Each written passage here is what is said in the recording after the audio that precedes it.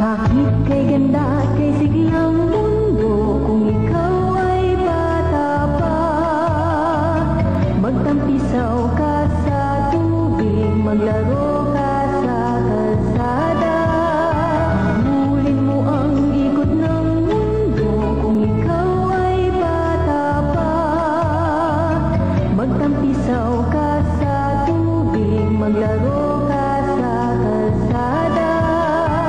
Hulin mo ang ikot ng mundo kung ikaw ay bata pa. Madalas nakakalimot ang mga tao. Pagtanda nila, na dumaan sila sa kanilang kabataan. Kung minsan naman, kung ano ang naranasan mo sa iyong kabataan, kadalasan, yun ang nagiging sandigan kung ano ang kahihinatnan ng iyong buhay sa inaharap. Pero ako, hindi ko malilimutan ang lahat ng aking karanasan sa Plumfield noong aking kabataan. Karanasan ng aking kabataan na kung saan doon ako natutong magmahal at magpahalaga sa aking kapwa.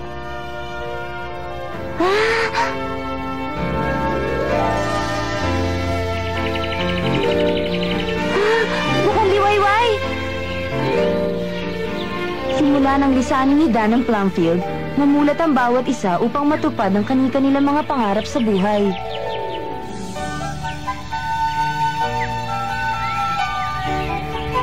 Nan! Huh? Anong ginagawa mo riyan sa itaas? Pinagmamasdan ko ang magandang mukhang liwayway. Bukang... Bumaba ka na riyan at tayo ang maggagatas ng baka ngayong araw. Sige na! Bumaba ka na riyan, Nan! Tayo na! Sige, sandali lang ako. Wala man lang pagpapahalaga sa kagandahan ng umaga. Enjoy watching BixTV.com. Siya nga pala, Tommy, tila nakakalungkot din ang pag-alis ni Dan. Hindi ba? Tommy, nakikinig ka ba? Oo, nakikinig ako. Pero aalis na rin naman ako sa darating na buwan. Oo nga. Pero mananatili pa rin ang ating pagkakaibigan, ha, Tommy? Oo naman. Kumain ka ng marami. Marami ka pang gagawin sa araw na to. Ano yun, Emil? Ako kasi ang magdadala ng karwahe sa pag-alis ni Dan ngayong araw na ito. Mabuti naman kung ganoon.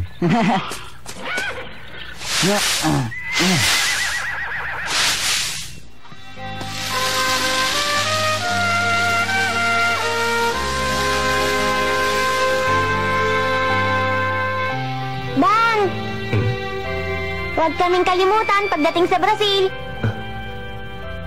Kayo naman, bakit ko naman kayo makakalimutan? Dan! Pupunta ka sa Brazil? Oo, Teddy. Kahapon ko pa sinabi sa'yong aalis si Dan patungong Brazil kasama si Ginoong Page. Sasama ko. Sasama ka pag malaki ka na. Pag malaki na ako. Ako rin. Magsasama-sama tayo sa Brazil.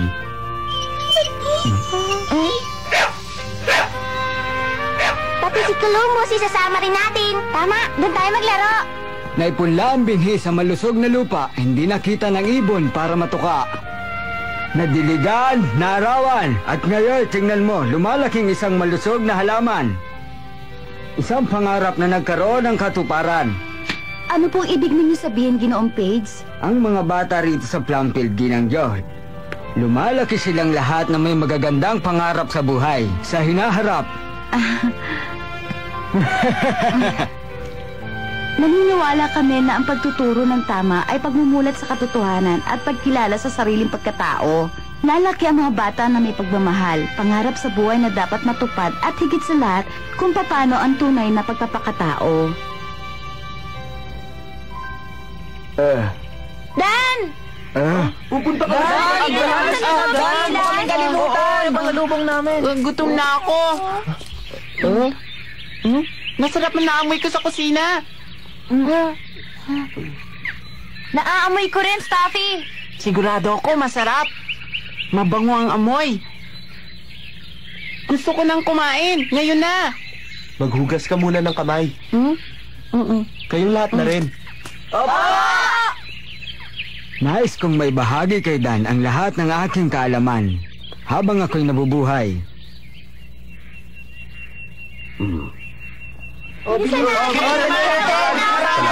kakain naman. Gusto ko sana malaman kung hanggang saan makatatagal si Dan upang masundan ang aking mga yapak.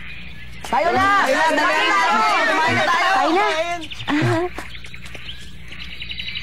Matamang nakikinig sa awit ng langit, sa kristal mong mga mata ibinibigay ang liwanag. Minamahal kong mandirigma ng Asulawga. Magaling, Demi. Maupo ka na. Opo. Nan, ikaw naman. Opo.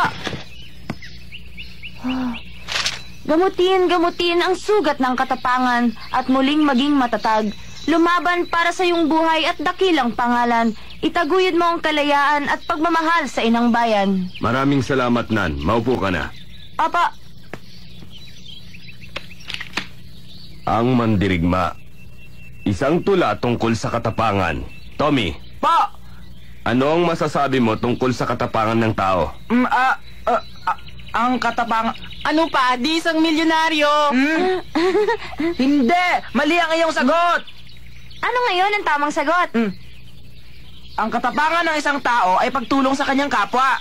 Oh, Tommy, Ano naman ang masasabi mo, Nan? ako? Palagay ko, siya yung tutuparin ng kanyang pangarap ano man ang mangyari. Dan, ano naman ang masasabi mo? Siya, yung taong may tunay na pagmamahal sa kanyang kapwa. Kay galing lahat ng inyong kasagutan. Wala nang hihigit pa sa bawat isa. Mga bata, ngayon ang araw ng paglisan ni Dan sa Plumfield. At sa susunod namang buwan, sina Franz at Tommy ang lilisan. At marahil ang iba rin sa inyo sa loob ng lalong madaling panahon. Ang simula ng sarili niyong buhay. Sariling buhay? Marami pang bagay ang nais kong ibahagi sa inyo. Pero alam kong marami na kayong natutunan dito sa aming paaralan. Ngayon, ang nais lamang namin ni Ginangjo, harapin niyo ang buhay na may tapang sa inyong puso at damdamin. Tulad ng isang mandirigma.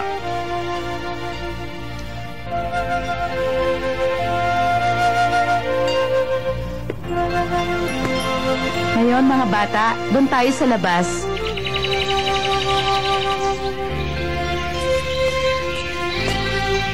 Paano kaya ako magsisimula?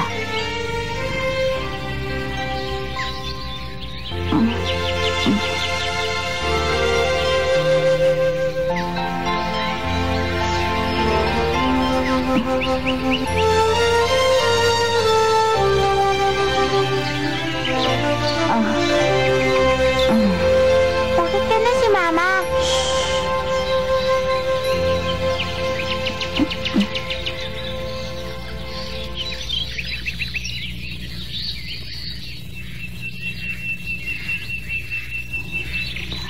Gusto ko ang paalam.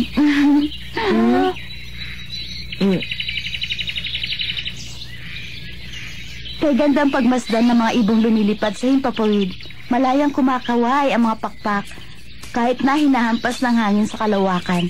Ganun din kayo tulad ng ibon, sa oras na lisanin ninyo ang lugar na ito.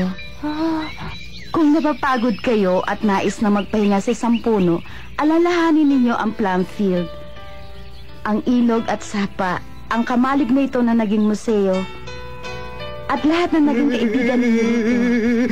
Alalahanin ninyo lahat ito dahil ito ang magbibigay sa inyo ng lakas.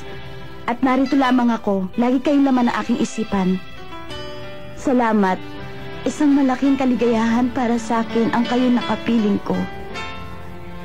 Ngayong meron na kayong mga pakpak, lumipad na kayo mga ibon. Ginangjo! Ginangjo! Marami po salamat! Marami salamat!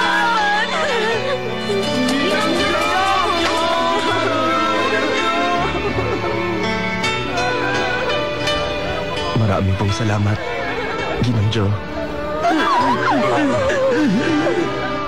Malaki ang pag-asa sa mga batang inaruga ninyo sa munting paaralan, Ginangjo at Ginoong Bayer. Pag-asa ng kinabukasan.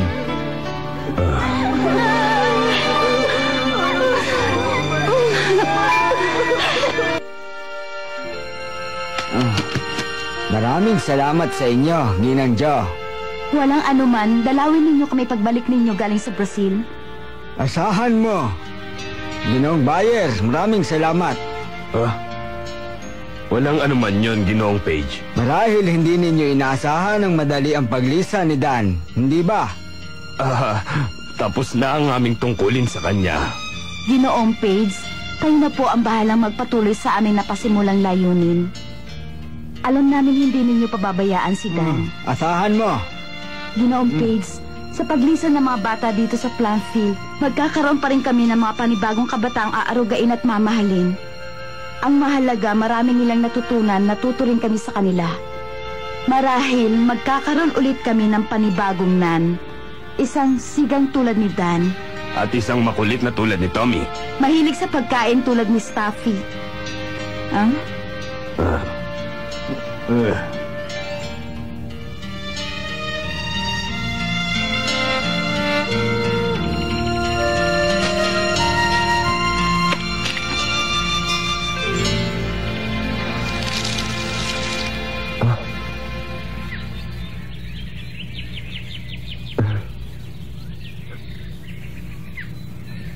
Ninang Jo.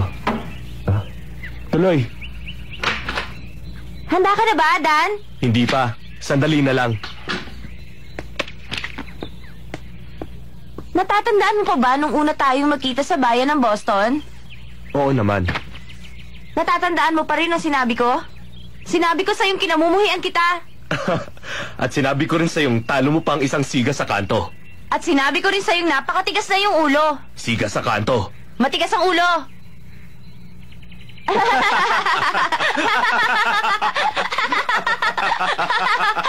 Hindi ka pa rin nagbabago. Ikaw rin naman, Dan.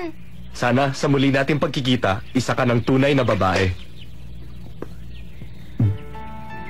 Kailan yun nangyayari? Ewan, hindi ko alam. Dan! Handa na ang karwahe!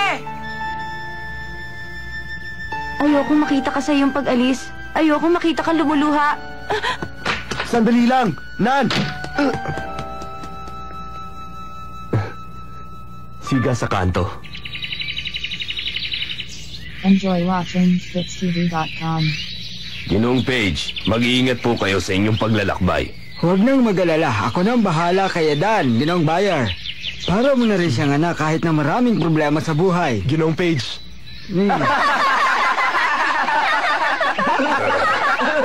Ginoong Bayer, sa palagay ko po kailangan na po naming umalis. Mahirap na pong maghabol sa biyahe ng tren.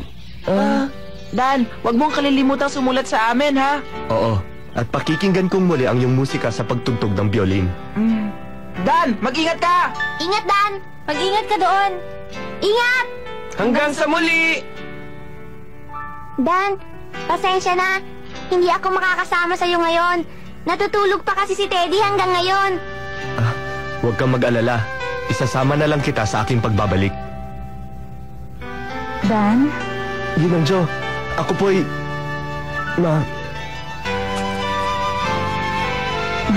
Huwag kang matatakot.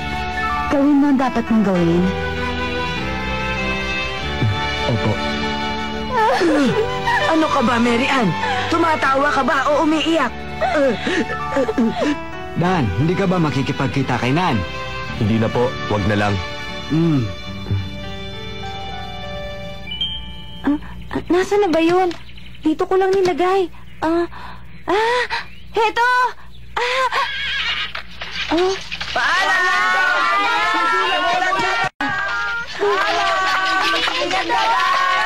Balik ka kaagad kung magkakataon!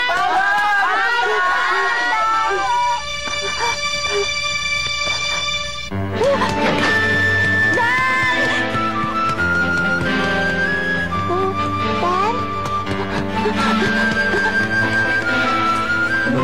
Anong ginawa mo? Saan ka nang galing? Kanina ka pa hinihintay ni Dan. Dan? Wala na si Dan.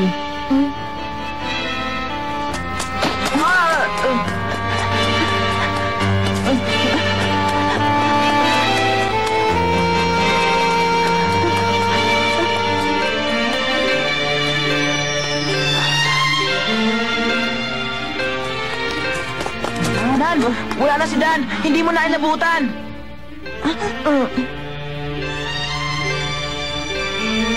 Tommy, may magagawa pa ba tayo? Tingnan ko. Susubukan. Gusto mo? Habulin ko si Dan para sa'yo. Talaga? Salamat, Tommy! Malayo na rin sila. Sandali, Nan! Dito tayo dadaan. Hintayin mo ako, Nan! Bilisan mo! Hindi ba tayo sasama? Kapag nakita ko siya, baka hindi ko mapigilang umiyak. Sana maabutan pa nila ang karwahe. Jo, si Teddy. Nasaan po si Dan? Nakatulog po kasi ako sa kwarto. Teddy! Maglalaro na lang tayo hanggang sa bumalik si Dan. Sige, laro na tayo ng tagaan. Sige, ikaw muna ang taya. Sige. Dan, iniisip mo ba si Nan? At sa palagay ko naman, gustong-gusto mo siya. Sa tingin ko, nagkakamali po kayo. At sa palagay ko, gustong-gusto ka rin ni Nan. Kaya hindi siya nagpakita bago ka umalis. Baka masaktan siya. Dan! Dan! Nan! Dan! Kwan! Mang Cyrus!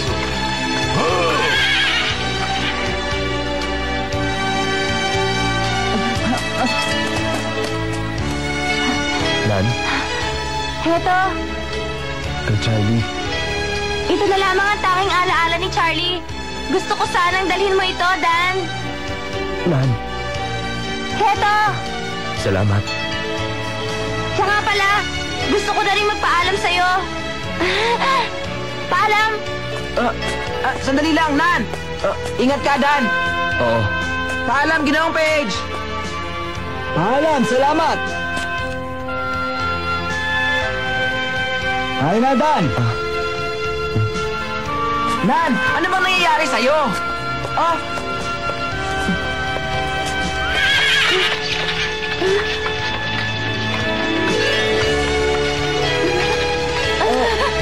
Dan! Paalam! Hanggang sa muli, Dan! Nan, hanggang sa muling pagkikita!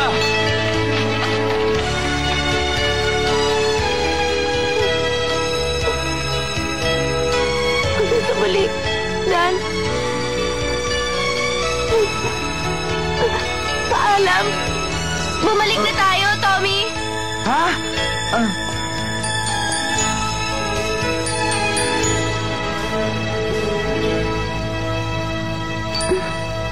Enjoy watching BitsTV.com.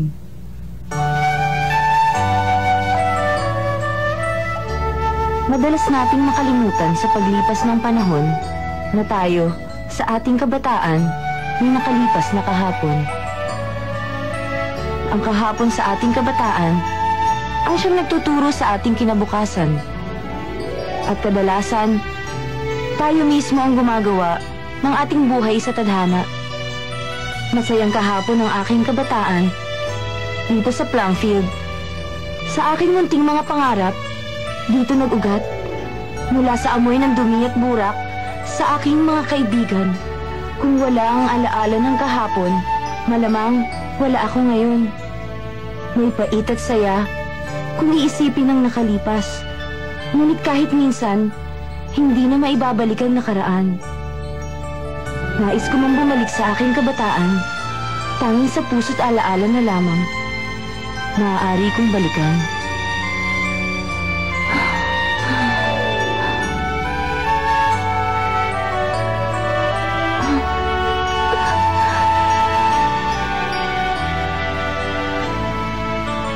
Ginang Jo!